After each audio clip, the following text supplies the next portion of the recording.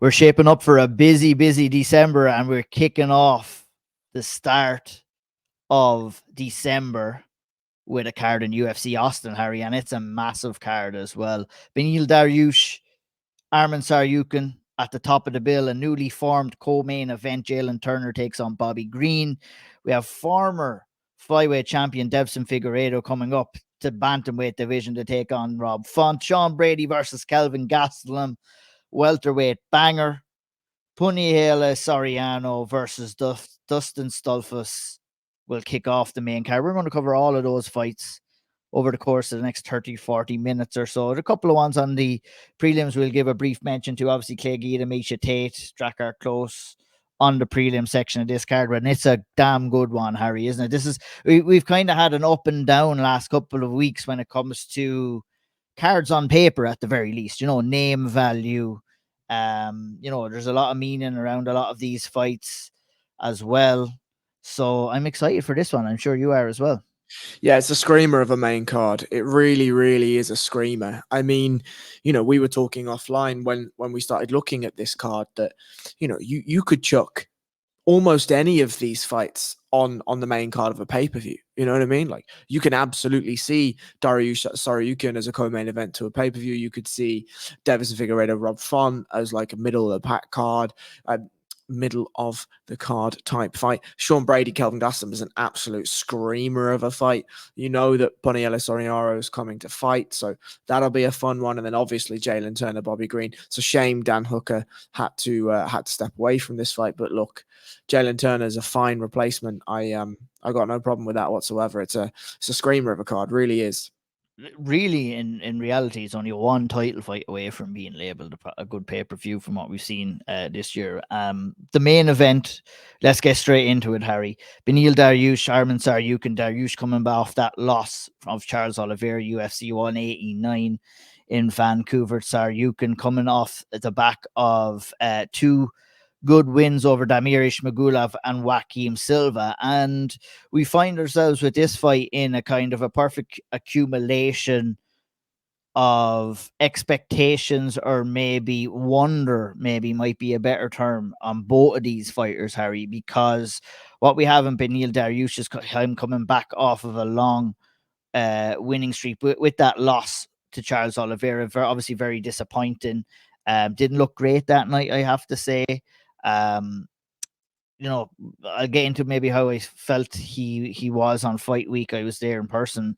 With Arman Tsarukyan, we have a guy who's getting another crack at the whip at the top five, really, to be honest. He had a brief taste of it for his UFC debut with Islam Makhachev.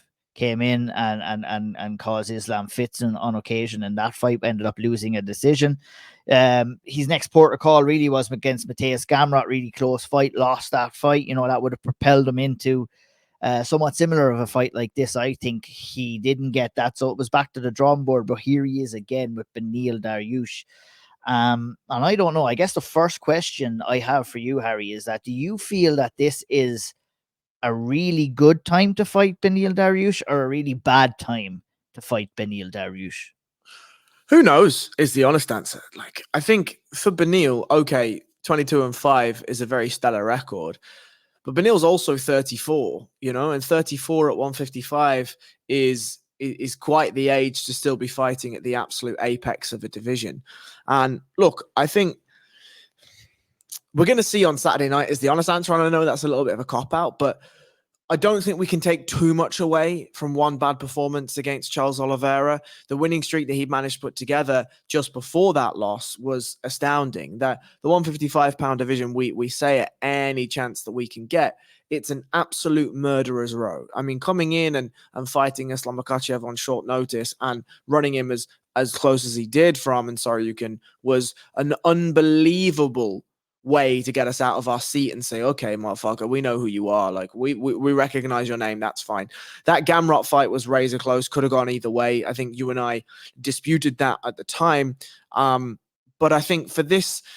Who did I have it for? I probably had it for Tsarukyan, did I? Because he's my guy. Yeah, so did I. Did you have that as well? Yeah, we both agreed on that, did we? I thought we were in disagreement, but we disagreed with the judges' scorecards, that's for sure. Yeah, for sure.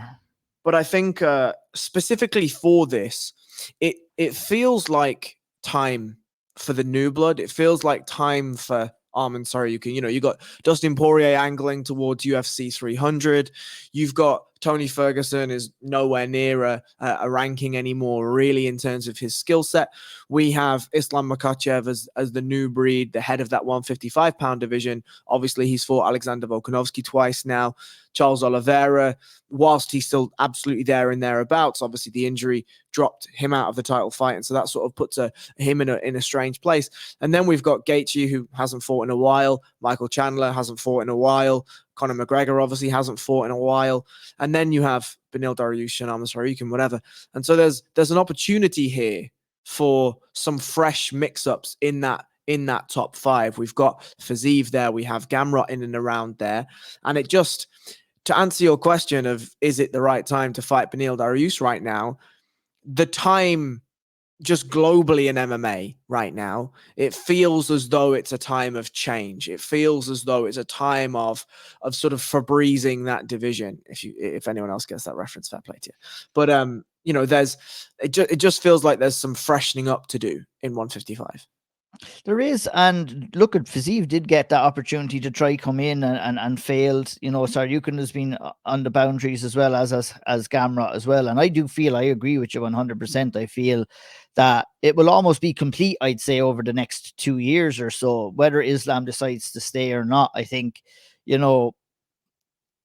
the foundation may lay the same, but the bricks and the mortar around that foundation may get changed. If I don't know, from what I've seen and what I'm seeing from Islam, I don't know. It's a kind of a conversation for a different day, but it's going to take a hell of an effort to get him off the throne at 155. And I guess the reason I asked you about Beneil Dariush is, being able to watch his fight live last time against Charles, and it's what I've seen in and around the fight where didn't really make me feel too confident that he was going to go out and get the win against Charles. He turned up, he was with his family, he was enjoying the week with his family.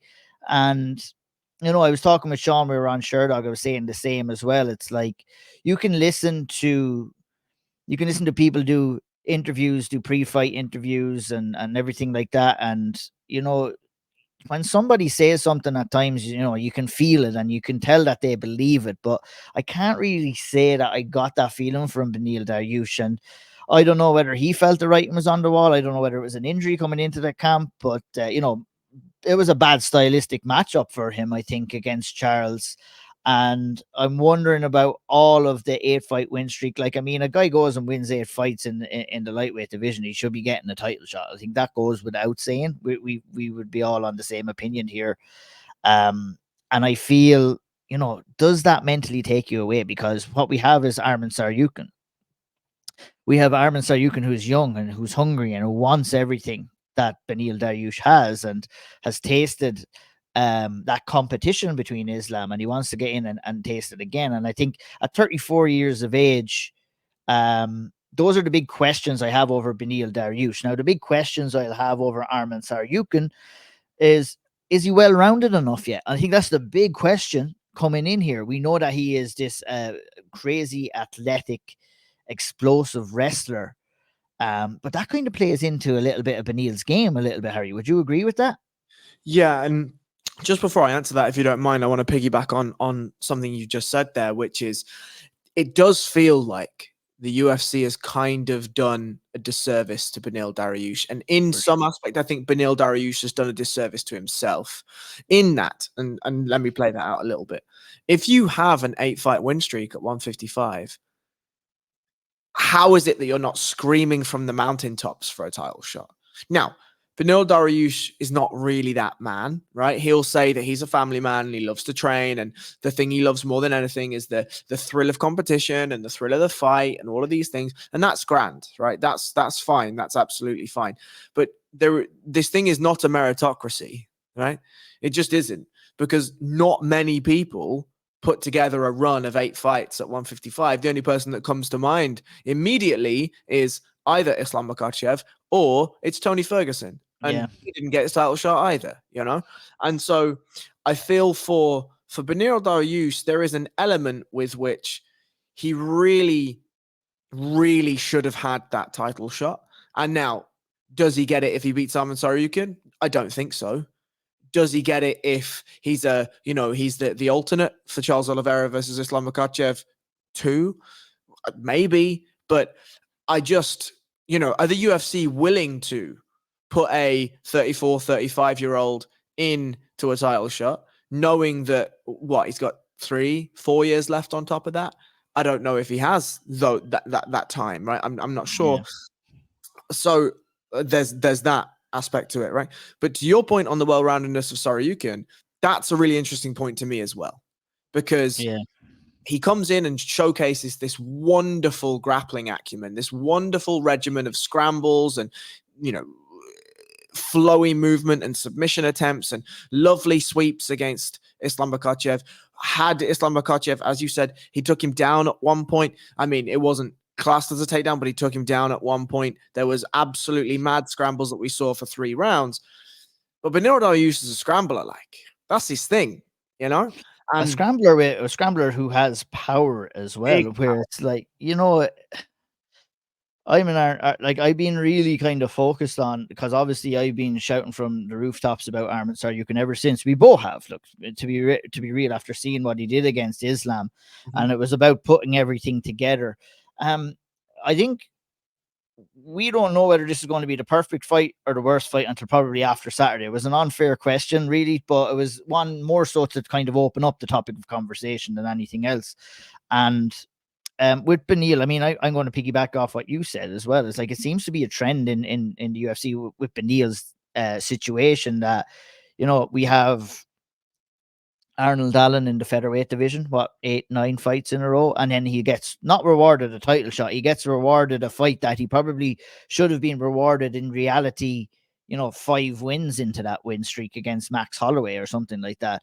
We have Beneil Dariush, obviously, in the lightweight division. We have Belal Muhammad in the welterweight division. That's kind of going through some things like that right now. So, I mean, it's not a thing on Beneil Dariush, but they all have this kind of similar feature where, the audience, the crowd, the fans haven't really taken a hold of each one of them for their personalities. And look, I mean, that's something that shouldn't matter, but it does matter in this day and age, I think. And that's what I'm trying to say. And I think I'm not going to hold my breath and wait for the UFC to kind of give these guys these opportunities based on merit, because it seems to be merit and what people are deserved only seems to be a small package of what the UFC are looking for right now in fighters. But what we do have is the package of a phenomenal fight between these two.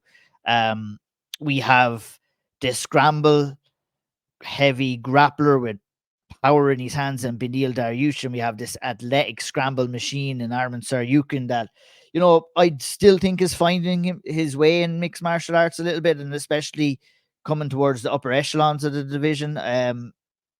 Is it too much too soon is the big question here, Harry. But when we're looking at both of these guys, when we're breaking down the skill set or we're breaking down game plans here, how are we going to be approaching this fight, in your opinion? Yeah, so I think the kicks are a massive part of this game. Arman Tsarukyan has a wonderful left body kick. Really, really, really wonderful left body kick. A wonder of a kick. I think that's going to be really pivotal in this fight, because what we see often, right, is when we have wrestlers or grapplers who are so comfortable in scrambling back to their feet, they develop first a really strong kicking game, because they're not really bothered as to if a fighter catches a kick and tries to run them down. They're more than happy to scramble out of those positions and get back to neutral or maybe even offensive grappling. And so I think for Arman Tsarukyan, the first thing I'd be looking for with Beneil Dariush is to chop at the legs. And why do we do that? Well, Beneil has some really crisp, really powerful boxing, specifically in an MMA range, in an MMA context. And so I need to make sure that Beneil is staying at a range that I can watch where those hands are coming if I'm on Arman Tsarukyan, right? And so I'm chopping at the legs, We know that Tsarukyan can fight going forward and going backwards, but his preference is going forward. And so if you can slow Beneil Dariush down just a touch, who isn't anywhere near as active in his footwork, he's far more of a So when we have that kicking game, I think with Beneil Dariush and his fundamental boxing in that MMA range, we have to keep him at a range that allows us to see those shots coming, allows us to set ourselves in a situation where, because Beneil Dariush doesn't move his feet as actively as Arman Tsarukyan does, or at least not as athletically, if Arman can use the athleticism, can use the low kicks, and can use the body kicks to start to slow Beneil down. Remember, this is a 5-round fight, right? And if we can start to sap the gas tank of Beneil, if we can start to limit some of the offensive weapons he has, then we might see Beneil opt for things like more panicked, more desperate, more unconventional takedown attempts, which we will then see Arman Tsarukyan be able to capitalize on. Now, for Beneil Dariush, what do we want to do? Well, the first thing I think we want to do is show that we aren't going to go anywhere. Right? For Arman Tsarukyan, I think a big part of his game is his confidence, it's his ego, it's his willingness to allow the fight to go anywhere and be anything. He has a thing where he certainly likes to try and beat grapplers at their own grappling, and he likes to beat strikers at their own striking. And that's what we saw with the Mateusz Gamrot fight. I think in this specific fight, Beneil Dariush needs to show Arman Tsarukyan that he's not going to go anywhere, right? He's going to stand in the middle. He's going to check kicks. He's going to try and catch kicks. There is a punishment for those things. And I think equally, if Arman Tsarukyan starts to become too overconfident with the kicking game, if he starts to throw naked kicks, that's where Beneil Dariush comes in with those big overhands that he has. Massive overhand left, massive overhand right. And so Arman Tsarukyan absolutely needs to be on his P's and Q's as much as possible. I also think, just last point, I think Beneil Dariush has to implement as much cage cutting as possible here. Try and drown Arman Tsarukyan into the sides of the fence. Not even necessarily with grappling, but with the plodding forward style footwork that he has, and allow Arman Tsarukyan to force himself into maybe more extraneous offensive options that Beneil Dariush can counter. Yeah, very interesting there. And that's going to be something that Beneil's going to have to improve in his game, is that he does have a tendency to find himself moving backwards in his fights rather than moving forward. And that definitely did not work against Charles Oliveira. It will not work against Arman Tsarukyan as well. So you're talking about leading the dance there if you're Beneil Dariush. In the brief grappling exchanges that we did see between Beneil Dariush, Harry, and Charles Oliveira at 189, is there anything there, if this fight does hit the mat, that you would be confident that Arman Tsarukyan is going to be able to take an advantage of, and maybe vice versa as well?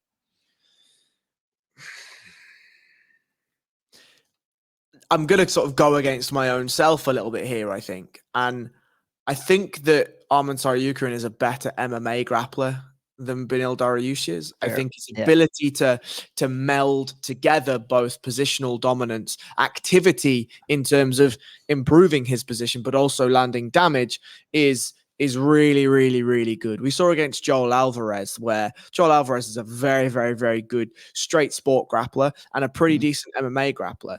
And Arman Tsarukyan just absolutely mauled him. It was that performance. And okay, don't get me wrong, Joel Alvarez isn't going to be having a sub 2-digit name, a sub 2-digit value next to his name anytime soon, but he's a good fighter, a good grappler. And when you watch the level of skill difference in that specific performance, you say, oh, okay, there's something different happening here. And equally, when we put on that Beneil Dariush is 34 years of age, and so his own athleticism, his own ability to be as active in those explosive moments that somebody like Arman Tsarukyan still has bags of, that is a real problem when it comes to MMA grappling. In sport grappling, for sure, you can counteract some of those explosive things. You can start to tie your partners up, and you can start to put them in positions where that explosivity is slightly diminished. But in MMA grappling, when it's so loose and so open, it's very, very difficult for that to happen. I can't see a time where Beneil Dariush is going to be able to keep Arman Tsarukyan down if he does get him there. And I also find it very difficult to see how Beneil Dariush, if this ends up in long, extended sort of chain grappling situations up against the fence, I find it difficult to see how Dariush is going to be able to command those situations. Can he drop the nice elbows? Can he land knees? Can he tie himself up and extract himself from those situations? Yeah, sure. But if he exchanges in the grappling, I think that's probably a tough route for him to take. Yeah, definitely. I agree with pretty much everything that you said there. Like, obviously, a lot of talking about mixed martial arts grappling, which involves strikes on the ground as well.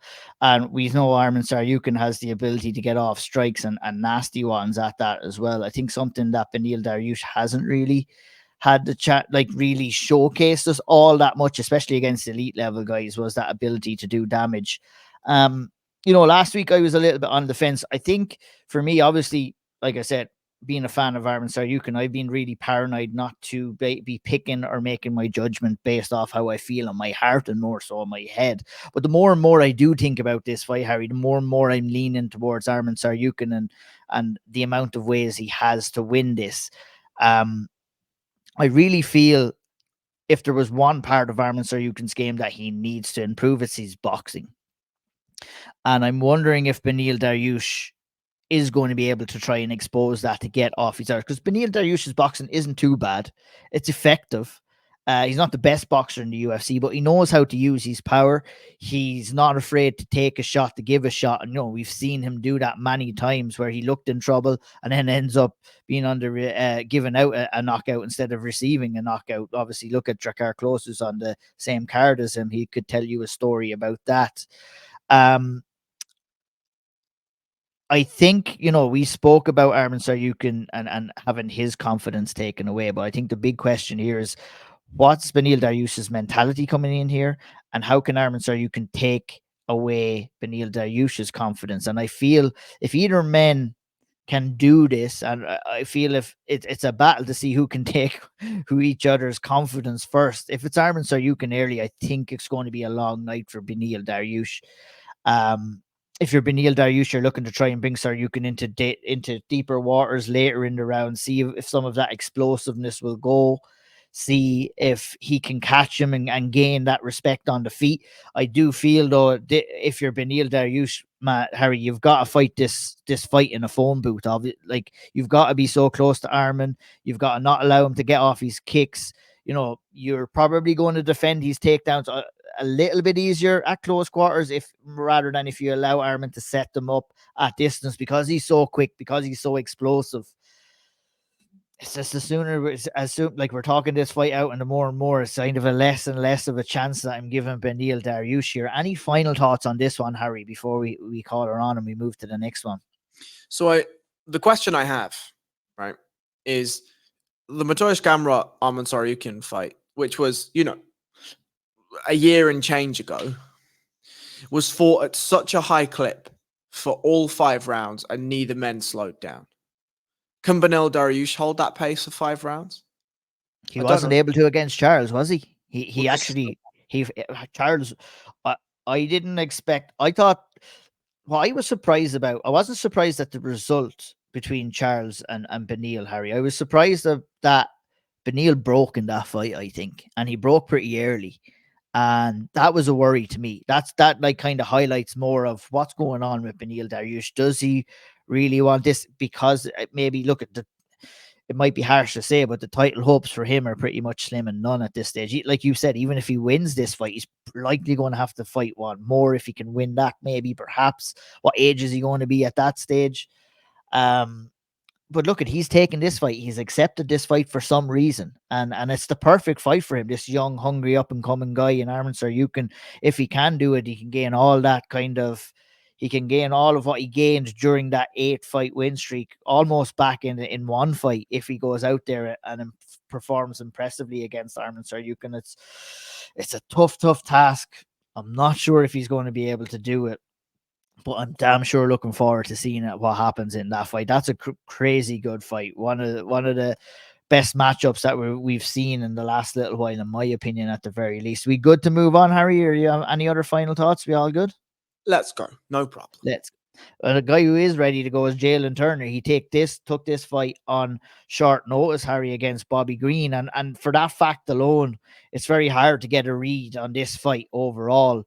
Obviously the length and the skill set of Jalin Turner have been very good to him in recent fights. He's been up there against some legit competition. Obviously, I lost to Mateusz Gamrot in an absolute war against Dan Hooker. in a, we're talking about controversial judging decisions. That was controversial. He missed weight for that fight, which makes me apprehensive about if he's going to make weight. I'm not sure. I haven't heard anything, but this is labeled as a contracted 155 pounds fight. I'm surprised they didn't take it at maybe a catch weight 160. But would that be a worry for you coming in here? The weight of Jalin Turner at short notice here? Definitely. Obviously, I mean, that's I say these questions sometimes and I'm like, well, that obviously it's going to be an issue. I mean, maybe let me wrap it up a little bit better. Maybe Jalin Turner has concentrated solely on making weight for this fight rather than maybe trying to game plan towards trying to beat Bobby Green, which might take away from his game somewhat, which all fighters at short notice have to deal with. But especially coming in off of a missed weight cut off a full camp, it would make you worry coming into this one as well, wouldn't you? It really would, yeah. And I mean, look, let's not do the weight cut debacle thing now, but you can say it. Go on, say it. Look, I think firstly, fuck weight cutting, but secondly, like at the end of the day, I completely agree with you. If somebody slides a contract across the table and says, "Would you like to fight at 155 pounds?" and I put my name on it, then I have to make that weight. That's just the way it is, right? And so I think for Jalin Turner, things happen in camp. Right? Like it could be that he took an injury and his usual method of weight cutting, maybe he prefers running, maybe he prefers swimming, maybe he prefers cycling, whatever it is, like whatever the thing is that he is using to get that weight off, maybe that was hampered or inhibited, or sometimes the body just shuts down and it's a struggle and whatever, like these things happen in MMA, right? So if I can see Jalin Turner step on the scale at 155 at short notice here, well, then we can worry far less about the weight miss in his previous fight. But if he comes in and he misses here, or we get a very late change in weight class, maybe there's a contract dispute and they change the weight class coming up to weigh-ins, well, we can make of that what we will. But even then, we're talking a week, 2 weeks notice, like it's not long if you're Jalin Turner, who is a big man, a big man for fighting at 155, for him to turn around and shed, let's be honest, probably 20 pounds, right? Somewhere near 20 pounds. That's a considerable amount of weight to be asking a man to drop, 13-7, Jalin Turner is right now, coming off the back of 2 defeats inside the UFC, Harry. Is this a bit risky for him to be coming in here on short notice against a guy like Bobby Green, who's in a rich vein of form, putting his record on the line? But I mean, on the other end of the stick, you're not going to be, I'm not suggesting he's going to be cut or anything. At the end of the day, he's after saving this fight by coming in at short notice. But I mean, you're not going to maybe get the opportunities that you would maybe get coming off the back of 3 losses in the UFC lightweight division. If he does go out here and lose this fight, I think it's a bit risky. And, I don't know whether it's foolish or brave. I don't think we'll be able to say which of the two it is until Saturday after we see the fight. What do you think of the whole situation? I mean, I think there's 2 ways to look at it, right? From a promotional perspective, he's making the right choice because the UFC will now, at least for this fight, shine good lights on him, right? And he will be in good favor. If he loses, I think then it's entirely dependent on what his bank balance is for the UFC, right? If his pay packet for the UFC is a little bit more than they're willing to pay, you best believe he's getting matched up with some absolute murderer next time out, and they're looking to sack him off, right? I think, though, for Jalin Turner, at the end of the day, fighters have got to fight, right? And if you've been in the gym and you've been preparing and you've been getting ready for a date to come through and this one just drops in your lap, fair play. From a personal perspective for Jalin Turner, the other way that we can look at it is Bobby Green is such an enigma in terms of who at 348 years of age starts now coming into a rich vein of form in the lightweight division in the UFC. It just doesn't happen. It just doesn't happen. But I also think every time I watch Bobby Green, I think, oh, lad, this guy is beatable. Like, this guy's really beatable. And then he goes out and just fucking destroys lads. And I'm like, what happened? What the fuck happened? And I get it. He's unorthodox. He's strange. He stands weird. He talks to you. He's got a really unorthodox jab. He throws from the hip. His footwork's odd. He throws his chin out in weird places. But I just... And he's also a type of a guy, if you beat him, right? you have to almost knock him out or submit him, or else you're not going to win a fight friendly kind of a win. You know, it's going to be an ugly win. That's just kind of the way. He doesn't make it easy for anybody that's going in there. Simple question and just a simple answer. A full camp Jalin Turner versus full camp Bobby Green. Who do you got? Jalin Turner. Yeah, I would agree. With the current circumstances here, what are you expecting to see in this fight? Jalin Turner.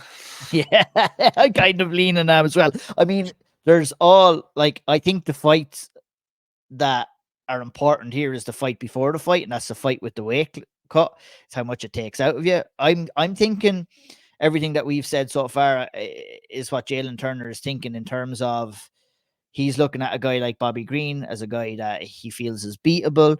I think, you know, the fact that he has taken this fight, I would like to believe, and I haven't heard anybody talking this week yet, but would like to believe he was staying in somewhat of shape, just waiting for an opportunity.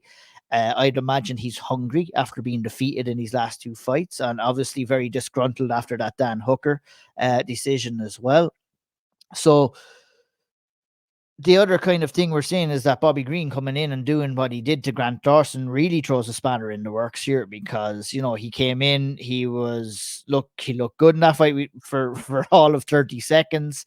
And that win will have given him some serious confidence here. But he is going to be fighting a guy that's going to be bigger, is going to be longer, and it's going to be very difficult for Bobby Green to get in on the outside. I mean, he's an outside fighter himself. He likes to kind of go in and land a couple of punches and then stand back and admire his work, but he's not going to have that luxury against a guy that he has a significant reach disadvantage in this fight. And I think, you know, simple 1-2s really could win Jalin Turner this fight. You just work behind your jab here and you keep Bobby Green away from you. Bobby Green has shown us in recent fights, you know, he's not going to want to really close the distance or want to take the fight down. He wants to be in fun fights. He wants to be in bangers, and he's accepted that right now. And I think that might be to his detriment in this fight, really, especially with a guy that hits as hard as Jalin Turner. What's your thoughts on that? I couldn't agree more, to be honest. Like, to me, this fight should be absolutely cut and dry. Jalin Turner should jab, throw a right hand, and then teep whenever he gets a chance, and just keep Bobby Green away for 3 rounds. And look, at the end of the day, if you accumulate enough damage on the feet, then you're going to land something substantial that's going to hurt Bobby Green. And it's not like Bobby Green can't be hurt. It's not like Bobby Green can't be put away. We've seen it before. I think if you're Jalin Turner, then you are 100% coming in here, especially if you haven't had a full camp, right? And maybe a gas tank isn't exactly what you would expect it to be from a full camp. I'm looking at being economical. I'm looking at being efficient. And I just need to minimize as much of the Bobby Green shithousery that he does such a fantastic job of bringing to these fights, right? So, yeah, if I'm Jalin Turner, I'm sticking behind a jab, I'm moving my feet, I'm kicking his legs, I'm kicking his body, and I'm just beating him. That's it. You just beat him. 100%. I think it's there, written in stone. And I feel with Jalin Turner, maybe other fighters might get kind of caught up into it on short notice, where sometimes you might go out there and chase the finish. I think if Jalin Turner has that patience, I feel the finish will come to him in this fight, and it'll be very interesting to see. That's the co-main event in the lightweight division, Jalin Turner versus Bobby Green. I'm really excited for that, as I'm really excited for the next one as well, a bantamweight banger. Y'all better hide your kids, hide your wife, because Deiveson Figueiredo is coming up to 135 and he's taking on Rob Font. And this is a purebred barn burner, Harry, isn't it? Jesus Christ, lads. This is some fight, I tell you. This is some fight. I do think that this is quite a nice stylistic matchup for Deiveson Figueiredo. We know what Rob Font's going to bring at this point. Very, very, very heavy boxing style. He's going to have loads and loads of volume. He can take a shot. He's long. He can land a really, really lovely jab. But Rob Font can be overwhelmed with pace. He could be overwhelmed with power.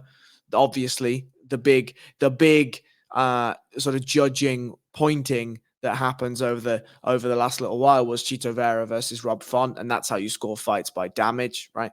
Obviously, Rob Font landed far, far, far more than Chito did, but Chito landed the damaging shots. And I mean, we can't talk about damaging shots without talking about Deiveson Figueiredo, right? So the big question for me is in this fight, and it's a very selfish question, is how much power is Deiveson Figueiredo going to have when he comes That's up the big 135? It's the big question. How much power will he have, and how much impact will he be able to take? Because let's be real, he's a very exciting fighter and was in very exciting fights at 125 pounds because of his style.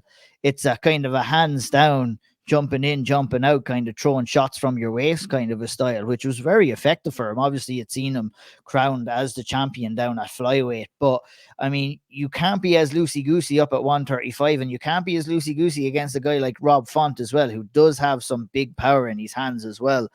And those are the things I'm looking forward to seeing. I mean, obviously, a guy like Deiveson Figueiredo has been really draining himself to get down to 135. I'm curious to see how much it did take out of him, or what maybe a little bit extra are we going to see? Are we going to see him with bags of energy here?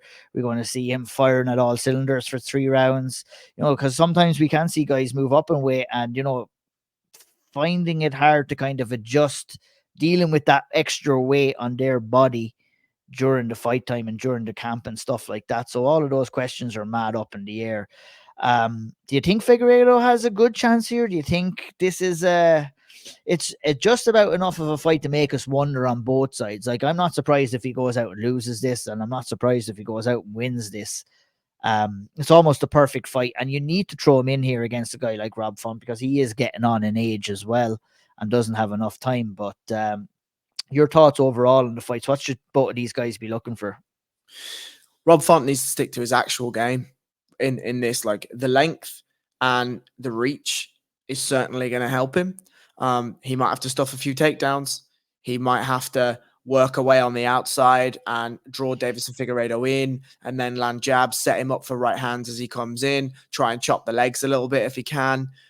Deiveson Figueiredo just goes out and does Deiveson Figueiredo things, I think. Like, the thing that Shawnee used to say is that Deiveson fights at 125 but hits like Francis Ngannou, and I think he was right then, and he's probably right now. I really have a feeling that Deiveson Figueiredo is going to kick himself for not having gone up to 135 about 5 years ago, because the weight cut's going to be easier, right? Which means he's going to have more energy because he's going to be eating better, both in camp, but also he's going to be eating better in fight week. He is going to have a better gas tank because he's not depleting himself so much to get down to 135. And he already hit like a fucking truck at 125. God only knows what he hits at 135. Like, so the only element that I'll question is when you're taking such a drastic weight cut like Deiveson Figueiredo did, there's a level of sacrifice, there's a level of focus, there's a level of structure that you absolutely must adhere to if you're going to make that weight, right? And that brings about a level of dedication to a person that is very, very difficult to replicate if you say to him, you've got 4 more kilos that you can go, right? Or 5 more kilos. I do wonder, as Deiveson Figueiredo gets on a little bit, he is able to eat a little bit better. I wonder whether how he's going to play that, right? Does his mind allow him to be a touch lazier because or maybe a touch less focused because he could be a touch less focused in camp on the weight? Or is he even more dialed in, even more focused because he doesn't have to cut the weight? I don't know. Yeah, it'll be interesting to find that out on Saturday night. That's a really good fight. Solid fight in the bantamweight division there.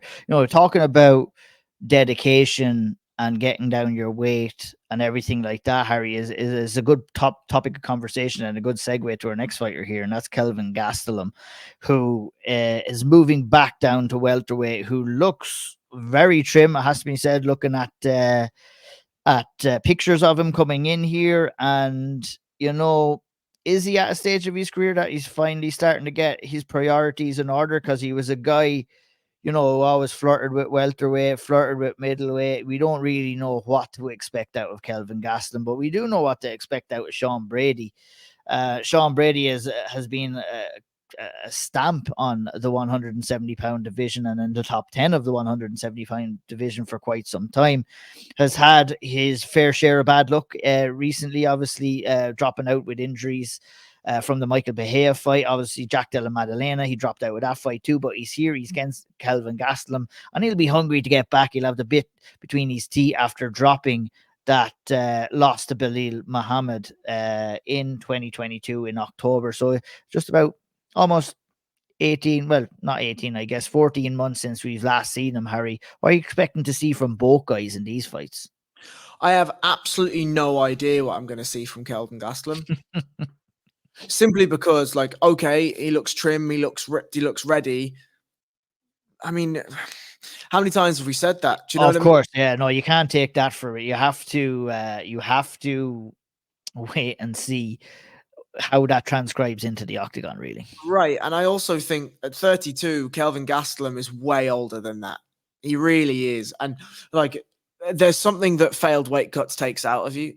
Like, there are things that I don't know. He is one of, and he will be forgotten, right? But he is one of the fighters that I think just threw away so much potential, so much incredible amounts of potential in Kelvin Gastelum. Really, really solid boxing, could wrestle, could take a shot, could land a shot, was really, really well-rounded for his time at the time when he was in his prime. And now at 32 with an 18-8 record, which is absolutely nothing to look down upon, right?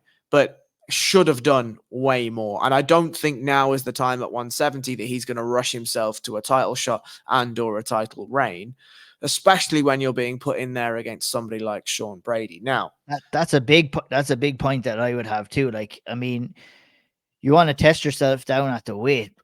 I think he might be biting off a little bit more than he can chew here with Sean Brady. Harry, please continue. The thing for me with Sean Brady that I'm so interested in, and this is why, to me, this is one of the most compelling matchups that we could have, is Sean Brady. We talk about broke for Beneil Dariush. Belal Muhammad, Sean Brady didn't break. Belal Muhammad broke Sean Brady. Right? Mm-hmm. Like, it wasn't even a conscious choice from Sean Brady. Belal Muhammad just fucking went to town on him. And it was a stunning win by Belal Muhammad. And stunning in the fact that the way Sean Brady kind of lost that fight too, having, being previously undefeated, being kind of the next big thing in the division. It's crazy to think, when Sean Brady was moving up the ranks and before that, Belal Muhammad, the way we were talking about him, and the entire landscape of the welterweight division has changed now. You have Shavkat Rakhmonov in the mix. You have Ian Gary coming up against Vicente Luque. And we've got this welterweight division is slowly but surely brimming and brewing, and there's something special coming in the next couple of years for sure. But first, we'll concentrate on Sean Brady and what he has to bring in against Kelvin Gastelum. Exactly. And I think the reason why it's so compelling is Gastelum has an ability to break people, right? Even if it's just by, like, look at one of his greatest performances of all time, in my opinion, was the Israel Adesanya fight, right? Where he pushed Israel Adesanya to the absolute apex of his abilities. And he pushed Israel Adesanya to say he was willing to die for this. And we know he's willing to die for a lot. Right. That was a poor Israel Adesanya dig there, but sorry, Harry. That's fine. If that Kelvin Gastelum turns up, Sean Brady has a hell of a challenge on his hands. A hell of a challenge. Because if you've been broken once and you have somebody like a Kelvin Gastelum who can sniff that sort of thing out from a mile away, boy, oh boy, we've got an interesting fight on our hands. But if I'm Sean Brady, I'm coming out with the bit between my teeth. I'm coming out to say Kelvin Gastelum shouldn't be in this sort of situation against somebody like me, and I'm going to show you exactly why that Belal Muhammad fight was just a slip-up. And, I mean, both dudes crack. Both dudes can take a shot. Sean Brady can wrestle and wrestle and wrestle. And I would like to see him try, to be honest, because Kelvin is a good wrestler in his own right, has really good takedown defense, but take the game to where you're best, you know? And Well, if I'm we talked about. Oh, sorry, Harry. no, Sorry. you carry on. You carry on. We talked about Tsarukyan setting the pace, and I think that would be advisable for Sean Brady, especially going in against Kelvin Gastelum, who's, we don't know how his gas tank is going to be like coming in into the later rounds and into the end of round 2 and round 3. Very, very interesting fight. Please finish before we move on. I was just going to say, if I'm Sean Brady, I also know that Kelvin has struggled with the weight for a long, long, long time. And so why not try and put him on his back? Why not try and drain the gas tank of him a little bit? Like we watched, and I know it's sport grappling, but we watched Sean Brady take top control against Craig Jones, who's obviously a fantastic sport grappler, and hold him down for 10 minutes. Wasn't getting swept, wasn't being put into leg entanglements. And so what that tells us is the top pressure of Sean Brady is really, really, really, really good. And if you can take somebody like Kelvin Gastelum down and you can hold him down and you can land your damage, there's 3 rounds of this, right? There's 3 rounds of this. So it's a big opportunity for Sean Brady to really, really cement himself back in with a big name still in Kelvin Gastelum. Absolutely. Last time Kelvin Gastelum won 2 fights in a row was back in 2018. Be very interesting to see if he can get it done on Saturday night against Sean Brady. To open up the main card, Harry, we have Punahele Soriano versus Dustin Stoltzfus. What do you think of that one to get us going? 2 bangers, 2 guys. Obviously we've seen Punahele Soriano. He likes to land big. Dustin Stoltzfus, he likes to come in and fire heavy as well. It should be an exciting middleweight fight. I mean, I say exciting, and middleweight isn't something that you say in a sentence too much, but this has the shape. And generally speaking, when you're talking about a fight being placed as the first fight on a main card, the UFC are looking to draw in some fans, and they've done well with this one. Damn right they have. I think Punahele Soriano doesn't know how to be in a boring fight. Do you know what I mean? And I think Dustin Stoltzfus is more than happy for a fist fight. So it should, this is quintessential UFC booking for the opening fight of a main card. Do you know what I mean? Like we could write very easily a skeletal diagram of what a UFC main card and prelims should look like. And this is the fight they book to open up a main card for sure. Absolutely. Moving down, Harry, onto the prelims section of the card. Miesha Tate, Clay Guida, Drakkar Klose, couple of familiar names.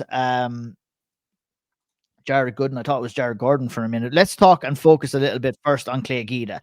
We're going to see some absolute mad bastardry here again, aren't we?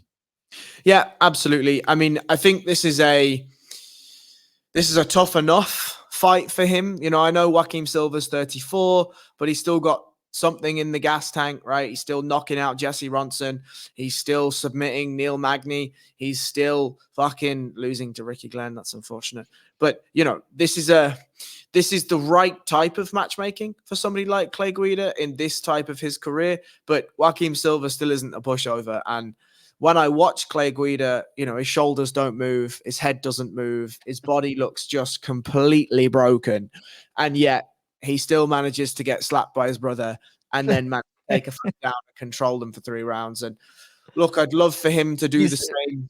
Clay Guida has taken more significant strikes off his brother before fights than maybe some fighters have in total in their UFC tenure. It's crazy at this stage. Absolutely fucking correct. Like I don't know what else to tell you. It's cool to still see him compete, but there is going to be, I think, with people, even the people of the breed of Clay Guida, there's going to be a time where it just starts to get a little bit sad. Something's got to give. And look, there has been times as well with Clay where it has been sad and he's come back. I think it's more so the stylistic matchups that he's been matched up with have benefited him in recent fights as well. But like you said, I'm completely on with that. I'll enjoy it while it lasts, and hopefully it doesn't last longer than it should with Clay Guida. But that's that's an unfortunate thing that we have to deal with in fight sports. Miesha Tate, look, at talking about being around for quite some time. She's back against Julia Avila in the bantamweight division as well, Harry. She was supposed to return and got hurt earlier on this year. She's coming off the back of a defeat to Lauren Murphy. Didn't look great in that fight. Very curious to see what she looks like here. What are your thoughts on her coming back here to perform? I don't know. I mean, it feels to me like this is a little bit of a case of the of the uh of the Alexander Volkanovskis, right? Where Miesha Tate just doesn't really know what else to do, you know? There's been the foray into the one championship commentary team. Obviously, she started a family now, but there's just a different type of elixir when it comes to fighting. And, this is the right type of matchup again. Julia Avila is 35, coming off a decent win over Julia Storyalenko, who is not a great fighter all around. Loses to Sijara Eubanks, also not a great fighter. Loads and loads of cancelled bouts. We've had knee injuries, all sorts of things happening to Julia Avila. And so if I'm Miesha Tate, this is kind of the right type of matchup that I'm looking for. It's kind of a Clay Guida style match, the way we were talking. Exactly. She's been matched very fairly here. But if she was to come out of here with a defeat, you'd want to be asking yourself some serious questions, I feel, if you're Miesha Tate and her camp and everything like that. Owes nothing to the sport, owes nothing in particular to the sport of women's mixed martial arts, one of the front runners in the success of women's mixed martial arts on the scene, obviously coming through with the likes of Rousey and Cyborg and Amanda Nunes as well. She would be on arguably a lot of people's Mount Rushmore when it comes to women's mixed martial arts. I feel that she's kind of underrated somewhat in what she did for the sport, Harry, a little bit. Would you agree with that? Mute. You're on mute, Harry. Fair play to me. You owe me a coffee every time someone speaks when we're on a work call on mute. They have to owe someone a coffee, so you're one. I think you're right. Actually, I think Miesha is somebody that was still a trailblazer in the sport, was still a UFC world champion, had the incredible comeback win against Holly Holm, and I do think she's underrated a little bit in terms of her impact on the sport. Maybe not underrated in terms of her skills or underrated in terms of her overarching development as a fighter, but in terms of her ability to bring eyes towards female fighting, for her ability to be a trailblazer, I would agree with you, yeah.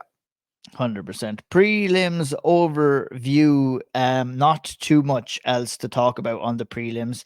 Cody Brundage will take on Zach Reese at 185 pounds. Reese coming in undefeated so far. Joe Selecki and Drakkar close. That could be an interesting fight on the prelims. I'm looking forward to seeing Drakkar back, obviously, after a big knee injury.